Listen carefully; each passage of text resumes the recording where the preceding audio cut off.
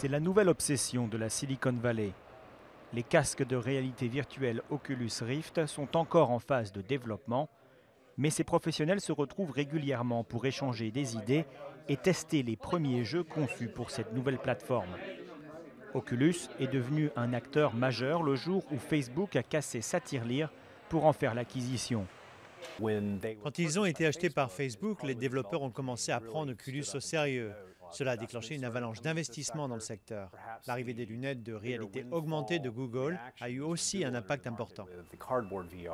Le modèle de Google a l'avantage d'être bon marché et c'est l'utilisateur qui assemble lui-même le gadget.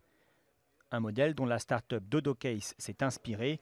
Il suffit de placer le boîtier sur son téléphone et de télécharger une application pour recréer des expériences de réalité augmentée. Ça permet vraiment d'amener la réalité virtuelle dans les mains de Monsieur Tout-le-Monde. Ça leur donne un avant-goût du potentiel de la réalité virtuelle avant de se payer un système plus cher. Mais si le jeu est l'un des moteurs de la réalité virtuelle, le secteur de la santé peut lui aussi profiter de l'arrivée de ces nouvelles machines.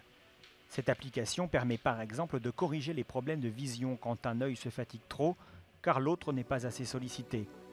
Pour remédier au problème, elle diffuse deux images différentes, dans l'œil gauche et dans l'œil droit. Afin de gagner la partie, le cerveau du joueur doit absolument prendre en compte les deux images et donc faire travailler l'œil jusque-là délaissé. Grâce au boîtier Oculus, on peut contrôler totalement l'image envoyée à chacun des yeux. On peut créer une expérience d'immersion en 3D et donc le patient peut bouger la tête et regarder partout, comme dans la réalité. Et selon son inventeur, lui-même atteint de troubles de la vision, pas de doute, le traitement marche. J'ai joué environ 20 heures, étalées sur 5 semaines de traitement.